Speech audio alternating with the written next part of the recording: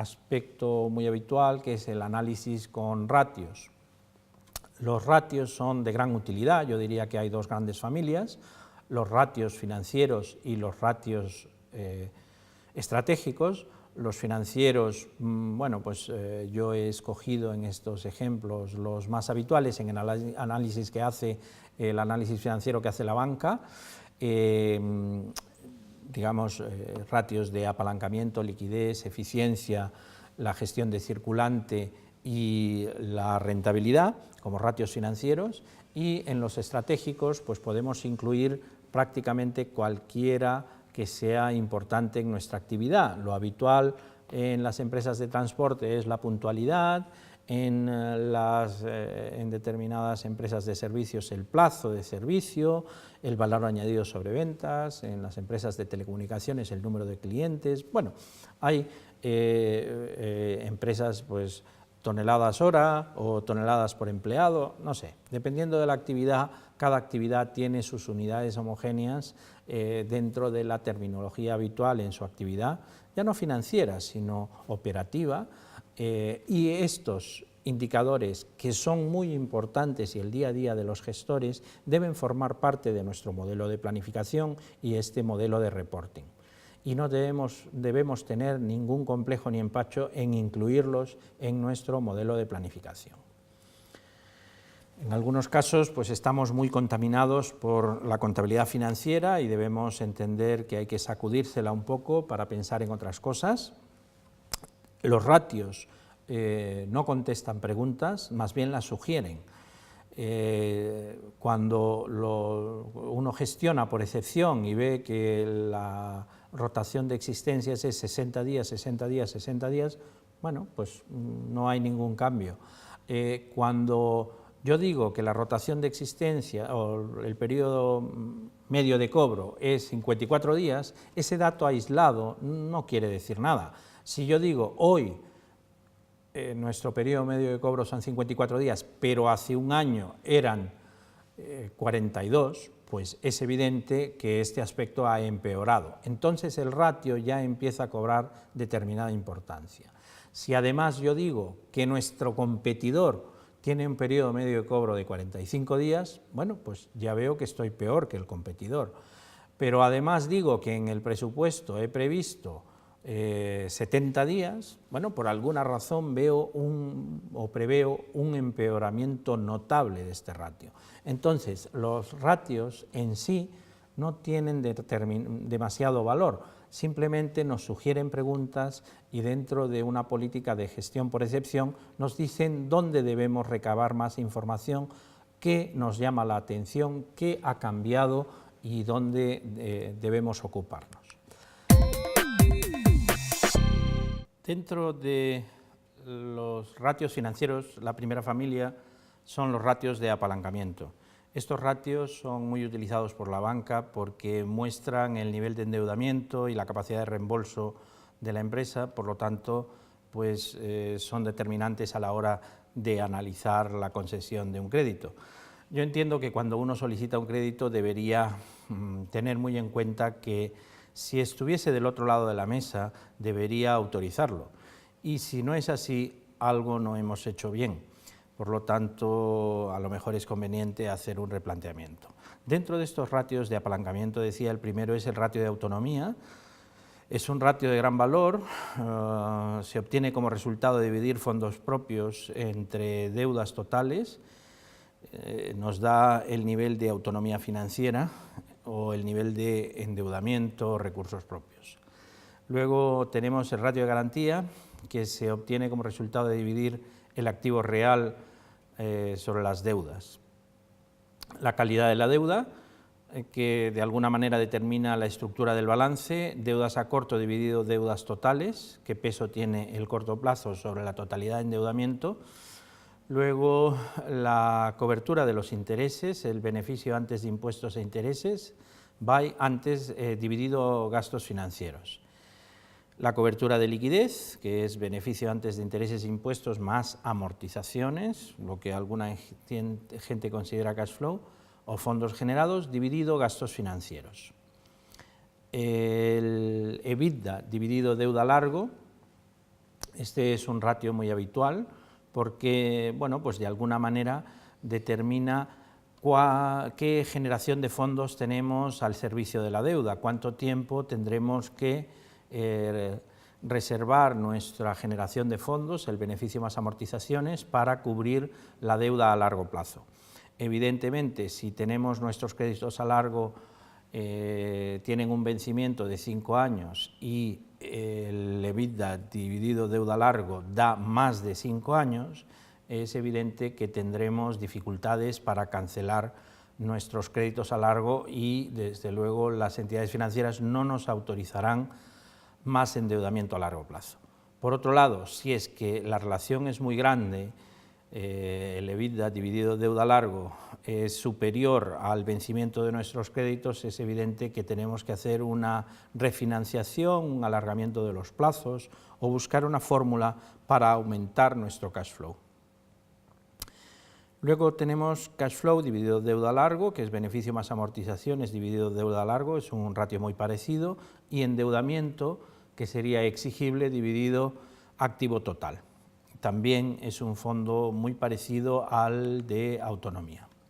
La segunda familia, los ratios de liquidez, muestran nuestra capacidad para hacer frente a los compromisos a corto plazo. Por lo tanto, el primero, el ratio de fondo de maniobra, es fondo de maniobra dividido a activo total, qué relación mantiene la parte de activo circulante financiada por recursos permanentes sobre la totalidad del activo.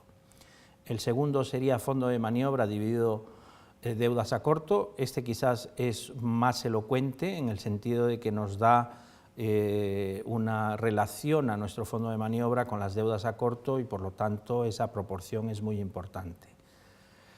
El ratio de tesorería, que muestra la relación entre el activo realizable, existencias más cuentas a cobrar, más el disponible, dividido el pasivo corriente. Hoy en día hay muchas empresas que no tienen saldos en cuenta corriente, sino límites autorizados en pólizas. Por lo tanto, de alguna manera, esto, si es que nuestra política o técnica de gestión de tesorería es esta y no tenemos saldos en cuenta corriente, deberemos especificar esto para que el ratio se entienda correctamente. De otra manera, pues daría la impresión de que no somos capaces de hacer frente a nuestras deudas a corto.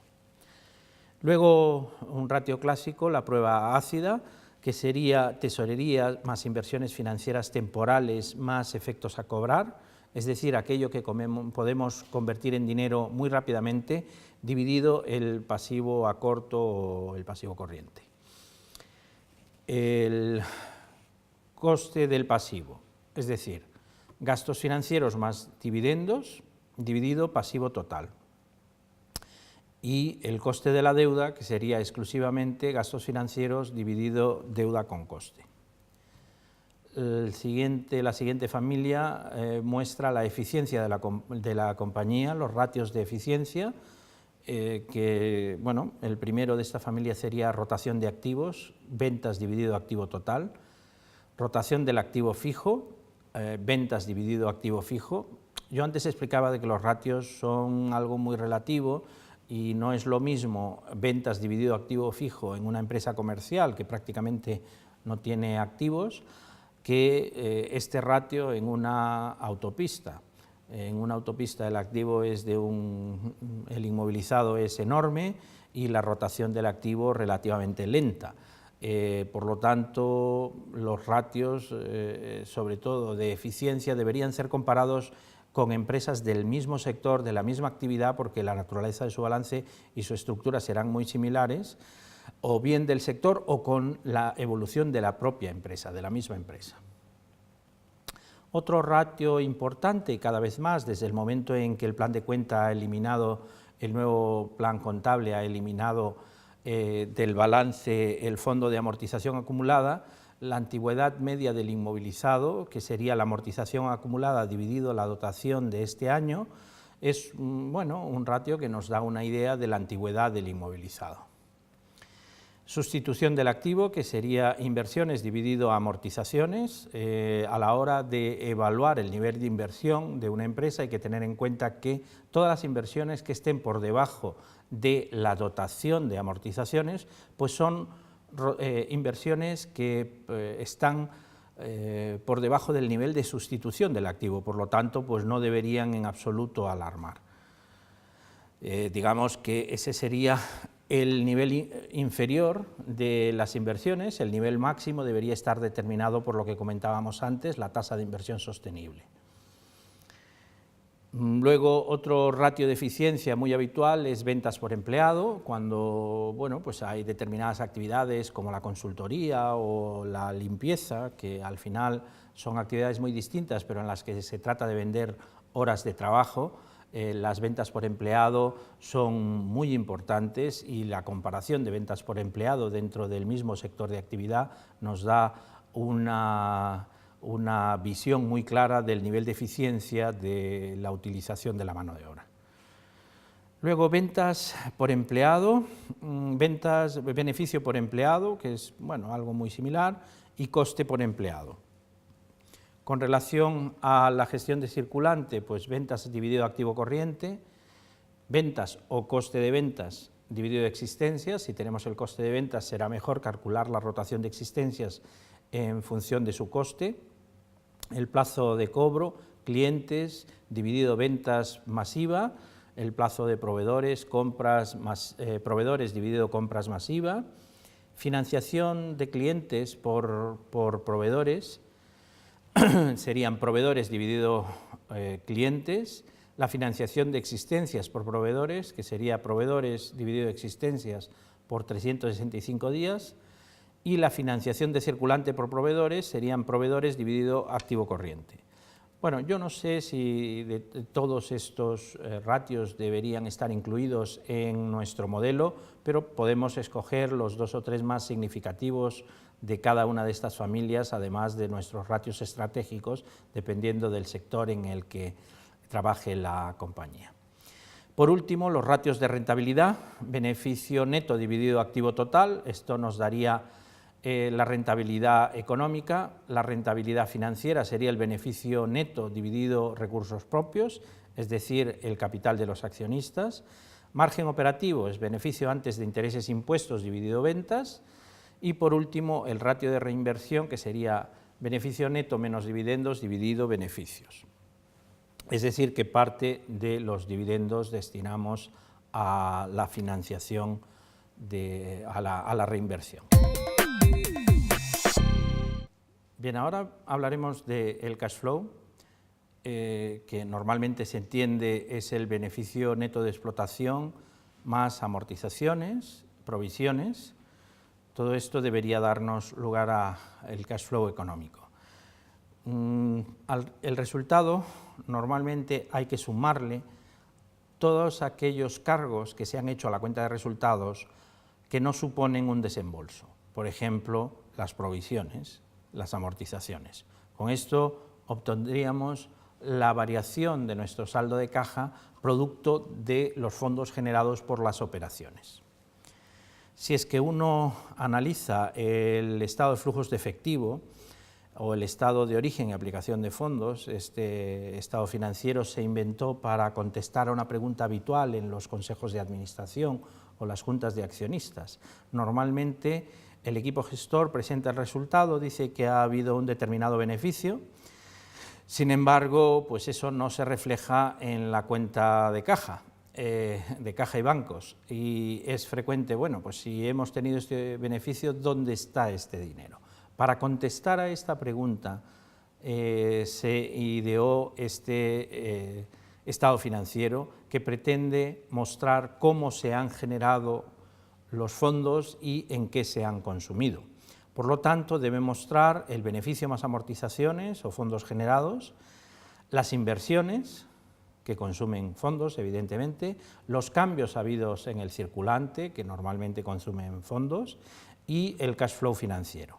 Es decir, antes de esto obtendríamos lo que se conoce como cash flow operativo, digamos, resultado de explotación, los fondos generados por el resultado, los consumidos por las inversiones y los consumidos por el crecimiento o los cambios en el circulante. Todo esto nos darían el cash flow operativo, al que tenemos que sumar todas las decisiones financieras que nada tienen que ver con la actividad del negocio. Por ejemplo, la cancelación de un préstamo, la solicitud de un préstamo, el reparto de dividendos o la ampliación de capital o la obtención de una subvención. Todo este tipo de operaciones financieras pues nada tienen que ver con los fondos generados en las operaciones y por lo tanto normalmente se habla de cash flow operativo y cash flow financiero, con lo que se obtiene el cash flow neto, que debería darnos la variación de caja sumado al saldo inicial. Como vemos en la diapositiva que tenemos en pantalla, el incremento de los activos, cuando los activos suben, se consumen fondos. Cuando hacemos alguna inversión, pues desde el punto de vista de caja o del estado de origen y aplicación de fondos, consumiremos fondos. Por el contrario, cuando el activo baja, es decir, pensemos en que vendemos algún activo o hacemos alguna desinversión, acciones de una participación societaria, por ejemplo, reducimos el activo y esto genera fondos. Por el lado del pasivo, en los orígenes tenemos que cuando generamos beneficio, pues generamos fondos, el patrimonio neto aumenta y por lo tanto se generan fondos. Cuando el pasivo aumenta, origina fondos. Supongamos cuando aumenta el pasivo, pues cuando un proveedor o una entidad de crédito nos concede crédito, esto aumentará nuestros fondos y se entenderá desde este punto de vista como un origen. Por el contrario, cuando cancelamos el pasivo, consumiremos fondos. Además, las amortizaciones y otros cargos en la cuenta de pérdidas y ganancias que no supongan desembolso, pues suponen un origen. La primera vez que uno formula el estado de origen y aplicación de fondos puede bailarle los números, pero muy rápidamente uno se acostumbra a pensar en términos de generación y consumo de fondos. En general, en la planificación y el análisis de balances, la tendencia es un aspecto muy importante. Por esto, tanto en los ratios como en los estados financieros previstos, tenemos que tener siempre muy en cuenta la tendencia. Además, a la hora que los analistas financieros externos ven nuestro balance, siempre lo comparan con lo sucedido anteriormente. Si yo digo que voy a facturar 1 millón de euros, el analista externo pues bueno, verá que es probable que yo consiga esta cifra de negocios siempre que el año anterior hubiese facturado 900.000 euros y explique cómo voy a obtener 100.000 euros adicionales. Ahora, sin el dato de que el año anterior yo facturé 900.000 euros, es muy difícil evaluar si es que esta previsión de 1 millón de euros de facturación para el próximo año es razonable, sensata, creíble o es simplemente una quimera. Por eso la tendencia es un aspecto fundamental en cualquier análisis financiero que hagamos. Por lo tanto, hay que tener siempre en cuenta de dónde provienen, de dónde venimos y por lo tanto siempre debemos incluir al menos 2 años anteriores para poder soportar nuestras cifras previstas.